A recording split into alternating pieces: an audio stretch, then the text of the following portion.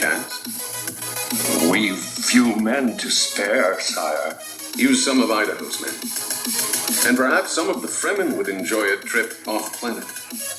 A raid in Deity Prime. There are tactical advantages to such a diversion, Thufir.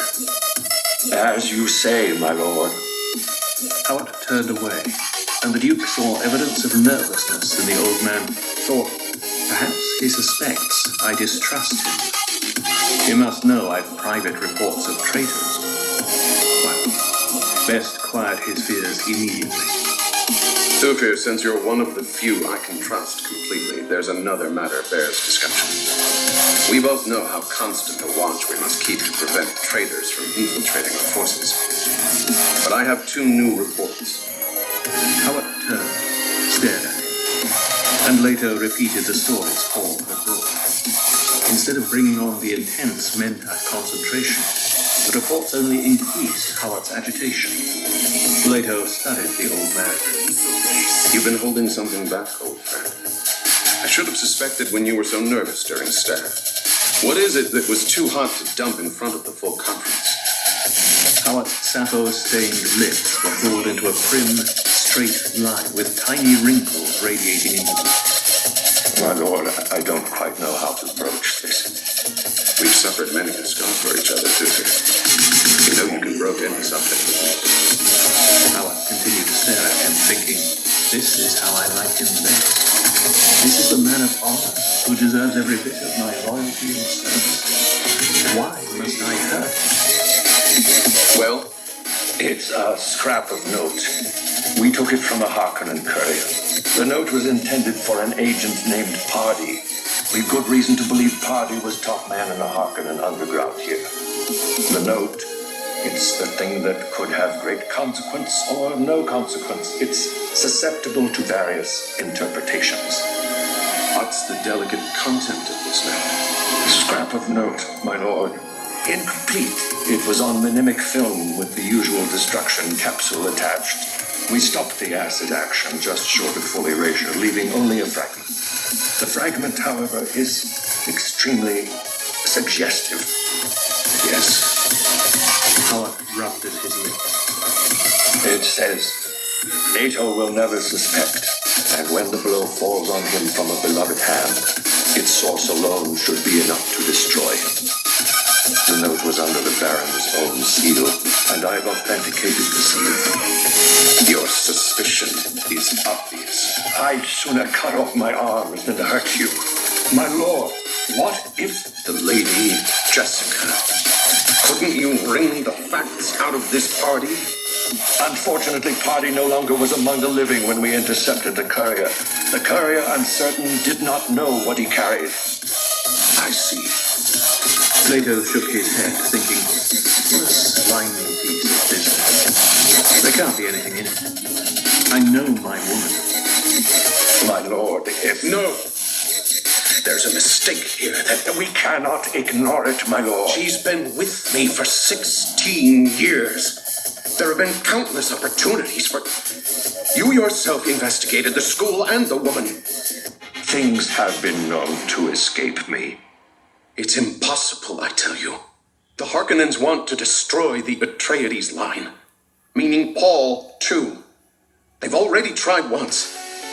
Could a woman conspire against her own son? Perhaps she doesn't conspire against her son, and yesterday's attempt could have been a clever sham. It couldn't have been a sham. Sire, she isn't supposed to know her parentage, but what if she does know? What if she were an orphan, say, orphaned by an Atreides? She'd have moved long before now. Poison in my drink, a stiletto at night. Who has had better opportunity? The Harkonnens mean to destroy you, my lord. Their intent is not just to kill. There's a range of fine distinctions in Khanli. This could be a work of art among vendettas. The Duke's shoulders slumped. He closed his eyes, looking old and tired. It cannot be, he thought. A woman has opened her heart to me. What better way to destroy me than to sow suspicion of the woman I love? An interpretation I've considered. Still, The Duke opened his eyes, stared at Howard, thinking, let him be suspicious. Suspicion is his trade, not mine. Perhaps if I appear to believe this, that will make another man careless. What do you suggest? For now, constant surveillance, my lord. She should be watched at all times. I will see it's done unobtrusively. Idaho would be the ideal choice for the job. Perhaps in a week or so we can bring him back. There's a young man we've been training in Idaho's troop who might be ideal to send to the Fremen as a replacement. He's gifted in diplomacy. Don't jeopardize our foothold with the Fremen. Of course not, sir. And what about Paul? Perhaps we could alert Dr. Yui. Leto turned his back on Howard. I leave it in your hands. I shall use discretion, my lord. At least I can count on that, Leto thought. I will take a walk. If you need me, I'll be within the perimeter. The guard. My lord, before you go, I have a film clip you should read. It's a first approximation analysis on the Fremen religion. You'll recall you asked me to report on it. The Duke paused, spoke without turning. Within your point. Of course, my lord. You asked what they were shouting, though. It was Mahdi.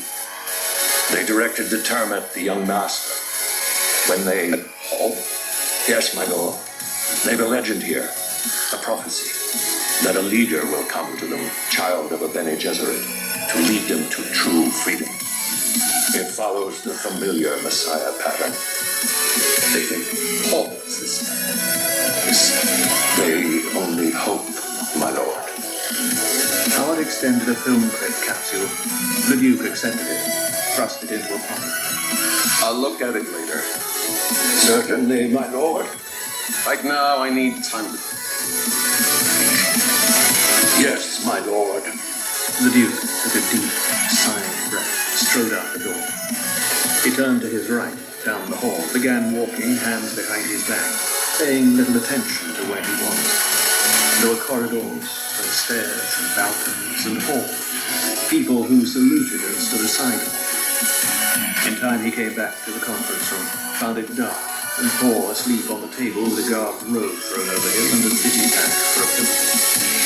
The Duke walked softly down the length of the room and onto a balcony overlooking the landing field. A guard at the corner of the balcony, recognizing the Duke by the dim reflection of lights from the field, snapped to attention. At ease, the Duke bowed. He leaned against the cold metal of the balcony rail. A pre-dawn hush had come over the desert basin. He looked up. Straight overhead, the stars were a sequin shawl flung over blue-black. Low on the southern horizon, the night's second moon peered through a thin dust haze, an unbelieving moon that looked at him with a cynical light. As the Duke watched, the moon dipped beneath the shield wall cliffs, frosting them. And in the sudden intensity of darkness, he experienced a chill. He shivered. Anger shot through him. The Harkonnens have hindered and hounded and hunted me for the last time, he thought. They are dung heaps with village provost minds. Here I make my stand. And he thought, with a touch of sadness, I must rule with eye and claw, as the hawk among lesser birds. Unconsciously, his hand brushed the hawk emblem on his helmet. To the east, the night grew a faggot of luminous grey, then seashell opalescence that dimmed the stars. There came the long, bell-tolling movement of dawn striking across a broken horizon. It was a scene of such beauty, it caught all his attention. Something beggar-likeness, he thought. He had never imagined anything here could be as beautiful as that shattered red horizon and the purple and ochre cliffs. Beyond the landing field, where the night's faint dew had touched life into the hurried seeds of Arrakis, he saw great tunnels of red blooms and, running through them, an articulate tread of violet, like giant footsteps. It's a beautiful morning, sir, the guard said. Yes, it is. The Duke nodded, thinking, perhaps this planet could grow on me. Perhaps it could become a good home for my son. Then he saw the human figures moving into the flower fields, sweeping them with strange sign-like devices. Dew gatherers.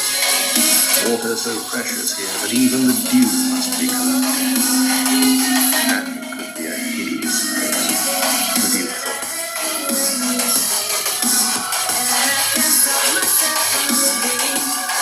There is probably no more terrible instant of enlightenment than the one in which you discover your father is a man with human flesh. From collected sayings of Muad'Dib by the Princess Irulan. The Duke said, "Oh, I'm doing a hateful thing, but I must." He stood beside the portable poison snooper that had been brought into the conference room for their breakfast. The thing's sensor arms hung limply over the table, reminding Paul of some weird insect newly dead. The Duke's attention was directed out the windows of the landing field and its roiling of dust against the morning sky. Paul had a viewer in front of him containing a short film clip on Fremen religious practices. The clip had been compiled by one of Howard's experts, and Paul found himself disturbed by the references to himself. Mati, Lisan al-Gaib. He could close his eyes and recall the shouts of the crowds. So that is what they hope, he thought. And he remembered what the old Reverend Mother had said. Wizards, Hadar. Her memories touched his feelings of terrible purpose, shading this strange world with sensations of familiarity that he could not understand. A hateful thing, the Duke said. What do you mean, sir? Plato turned, looked down at his son. Because the Harkonnens think to trick me by making me distrust your mother. They don't know that I'd sooner distrust myself. I don't understand, sir. Again, Plato looked out the windows. The white sun was well up into its morning quadrant. Milky light picked out a boiling of dust clouds that spilled over into the blind canyons interfingering the shield walls. Slowly, speaking in a slow voice to contain his anger, the Duke explained to Paul about the mysterious note. You might just as well mistrust me, Paul said. They have to think they've succeeded, the Duke said. They must think me this much of a fool. It must look real. Even your mother may not know the sham. But, sir, why? Your mother's response must not be an act. Oh, she's capable of a supreme act, but too much rides on this. I hope to smoke out a traitor. It must seem that I've been completely cozened. She must be hurt this way that she does not suffer greater hurt. Why do you tell me, Father? Maybe I'll give it away. They'll not watch you with this thing, the Duke said. You'll keep the secret. You must. He walked to the windows, spoke without turning. This way. If anything should happen to me, you can tell her the truth. That I never doubted her. Not for the smallest instant. I should want her to know this. Paul recognized the death thoughts in his father's words. Spoke quickly. Nothing's going to happen to you, sir. Be silent, son. Paul stared at his father's back, seeing the fatigue in the angle of the neck, in the line of the shoulders, in the slow movements. You're just tired, Father. I am tired, the Duke agreed. I'm morally tired. The melancholy degeneration of the great houses has afflicted me at last, perhaps. And we were such strong people once. Paul spoke in quick anger. Our house hasn't degenerated, hasn't it? The Duke turned, faced his son, revealing dark circles beneath hard eyes, a cynical twist of mouth. I should wed your mother, make her my duchess. Yet, my unwedded state gives some houses hope they may yet ally with me through their marriageable daughters. He shrugged. So, Mother has explained this to me. Nothing wins more loyalty for a leader than an air of bravura, the Duke said. I, therefore, cultivate an air of bravura. You lead well, Paul protested. You govern well. Men follow you willingly and love you. My propaganda corps is one of the finest, the Duke said. Again, he turned to stare out at the basin. There's greater possibility for us here on Arrakis than the Imperium could ever suspect. Yet sometimes I think it'd have been better if we'd run for it, gone renegade. Sometimes I wish we could sink back into anonymity among the people, become less exposed to father. Yes, I am tired, the Duke said. If you know we're using spice residue as raw material, we already have our own factory to manufacture film base. So, we mustn't run short of film base, the Duke said. Else, how could we flood village and city with our information? The people must learn how well I govern them. How would they know if we didn't tell them? You should get some rest, Paul said. Again, the Duke faced his son. Arrakis has another advantage I almost forgot to mention. Spice is in everything here. You breathe it and eat it in almost everything. And I find that this imparts a certain natural immunity to some of the most common poisons in the assassin's handbook. And the need to watch every drop of water puts all food production, yeast culture, hydroponics, chemicals, everything under the strictest surveillance. We cannot kill off large segments of our population with poison, and we cannot be attacked this way either. Arrakis makes us moral and ethical. Paul started to speak, but the Duke cut him off, saying, I have to have someone I can say these things to, son. He sighed, glanced back at the dry landscape where even the flowers were gone now, trampled by the dew gatherers, wilted under the early sun. On Caladan, we ruled with sea and air power, the Duke said. Here we must scrabble for desert power. This is your inheritance, Paul. What is to become of you if anything happens to me? You'll not be a renegade house, but a guerrilla house, running, hunted. Paul groped for words, could find nothing to say. He had never seen his father this despondent. To hold Arrakis, the Duke said, one is faced with decisions that may cost one his self-respect. He pointed out the window to the Atreides' green and black banner hanging limply from a staff at the edge of the landing field. That honorable banner could come to mean many evil things. Paul swallowed in a dry throat. His father's words carried futility, a sense of fatalism that left the boy with an empty feeling in his chest. The Duke took an anti-fatigue tablet from a pocket, gulped it dry. Power and fear, he said, the tools of statecraft. I must order a new emphasis on guerrilla training for you. That film clip there, they call you Mahdi, Lisan al-Gaib. As a last resort, you might capitalize on that. Paul stared at his father, watching the shoulders straighten as the tablet did its work, but remembering the words of fear and doubt. What's keeping that ecologist? The Duke muttered. I told Fufir to have him here earlier. My father, the Padishah Emperor, took me by the hand one day, and I sensed in the ways my mother had taught me that he was disturbed. He led me down the hall of portraits to the ego-likeness of the Duke Leto Atreides. I marked the strong resemblance between them, my father and this man in the portrait, both with thin, elegant faces and sharp features dominated by cold eyes. Princess daughter, my father said, I would that you'd been older when it came time for this man to choose a woman.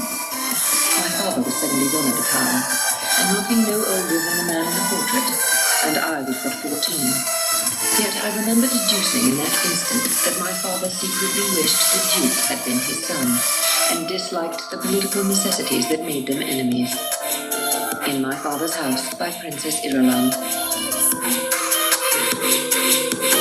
His first encounter with the people he had been ordered to betray left Dr. Kynes shaken. He prided himself on being a scientist to whom legends were merely interesting clues, pointing toward cultural roots. Yet the boy fitted the ancient prophecy so precisely. He had the questing eyes and the air of reserved candor. Of course, the prophecy left certain latitude as to whether the mother goddess would bring the Messiah with her or produce him on the scene. Still, there was this odd correspondence between prediction and persons. They met in mid-morning outside the Arakeen Landing Field's administration building. An unmarked ornithopter squatted nearby, humming softly on standby like a somnolent insect. An Atreides guard stood beside it with bared sword and the faint air distortion of a shield around him. Kynes sneered at the shield pattern, thinking, Arrakis has a surprise for them there. The planetologist raised a hand, signaled for his Fremen guard to fall back. He strode on ahead toward the building's entrance. The dark hole in plastic coated rock. So exposed, that monolithic building, he thought, so much less suitable than a cave. Movement within the entrance caught his attention. He stopped, taking the moment to adjust his robe and settle his stillsuit at the left shoulder. The entrance doors swung wide. Atreides guards emerged swiftly, all of them heavily armed, slow pellet stunners, swords, and shields. Behind them came a tall man, hawk-faced, dark of skin and hair. He wore a jubber cloak with Atreides' crest at the breast, and wore it in a way that betrayed his unfamiliarity with the garment. It clung to the legs of his stillsuit on one side. It lacked a free, swinging, striding rhythm. Beside the man walked a youth with the same dark hair, but rounder in the face. The youth seemed small for the 15 years Kynes knew him to have, but the young body carried a sense of command, a poised assurance, as though he saw and knew things all around him that were not visible to others. And he wore the same style cloak as his father, yet with casual ease that made one think the boy had always worn such clothing. The Mahdi will be aware of things others cannot see, went the prophecy. Kynes shook his head, telling himself, they're just people. With the two, guards like them to the desert, came a man Kynes recognized, Gurney Halleck. Kynes took a deep breath to still his resentment against Halleck, who had briefed him on how to behave with the Duke and ducal heir. You may call the Duke my lord or sire. Noble lord also is correct, but usually reserved for more formal occasions. The son may be addressed as young master or my lord. The Duke is a man of much leniency, but brooks little familiarity. And Kynes thought as he watched the group approach, they'll learn soon enough who's master on Arrakis. Boredom questioned half the night by that mentor. Expect me to guide them on an inspection of spice mining, do they? The import of Howard's questions had not escaped Kynes. They wanted the Imperial bases, and it was obvious they'd learned of the bases from Idaho. I will have Stilgar send Idaho's head to this Duke, Kynes told himself. The ducal party was only a few paces away now, their feet in desert boots crunching the sand. Kynes bowed. My Lord Duke. As he had approached the solitary figure standing near the ornithopter, Leto had studied him. Tall, thin, dressed for the desert in loose robe stillsuit and low boots. The man's hood was thrown back, its veil hanging to one side, revealing long sandy hair, a sparse beard. The eyes were that fathomless blue within blue under thick brows. Remains of dark stains smudged his eye sockets. You're the ecologist, the Duke said. We prefer the old title here, my lord, Kynes said. Planetologist, as you wish, the Duke said. He glanced down at Paul. Son, this is the judge of the change, the arbiter of dispute, the man set here to see that the forms are obeyed in our assumption of power over this field. He glanced at Kynes. And this is my son. My lord, Kynes said. Are you a friend for us? Kynes smiled. I am accepted in both CH and village, young master. But I am in His Majesty's service, the Imperial Planetologist. Paul nodded, impressed by the man's air of strength. Halleck had pointed Kynes out to Paul from an upper window of the administration building. A man standing there with a Fremen escort, the one moving now toward the ornithopter. Paul had inspected Kind briefly with binoculars, noting the prim, straight mouth, the high forehead. Halleck had spoken in Paul's ear. Odd sort of fellow. Has a precise way of speaking. Clipped off, no fuzzy edges. Razor end. And the Duke, behind him, had said, scientist type. Now, only a few feet from the man, Paul sensed the power of Kind. The impact of personality, as though he were blood royal, born to command. I understand we have you to thank for our still suits and these cloaks, the Duke said. I hope they fit well, my lord, Kind said. They're a Fremen made, as near as possible the dimensions given me by your man Halleck here. I was concerned that you said you couldn't take us into the desert unless we wore these garments, the Duke said. We can carry plenty of water. We don't intend to be out long and we'll have air cover. The escort you see overhead right now, it isn't likely we'll get forced down. Kind stared at him, seeing the water-backed flesh. He spoke coldly. You never talk of likelihoods on Arrakis. You speak only of possibilities. Halleck stiffened. The Duke is to be addressed as my lord or sire.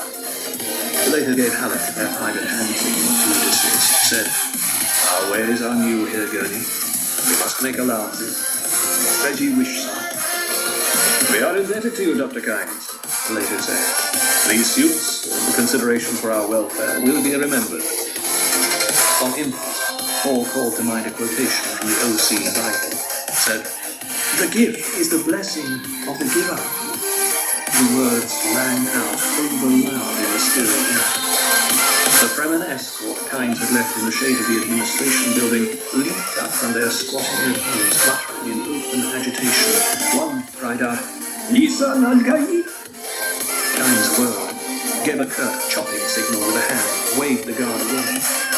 They fell back, grumbling among themselves, trailed away around the building. Most interesting, Leto said.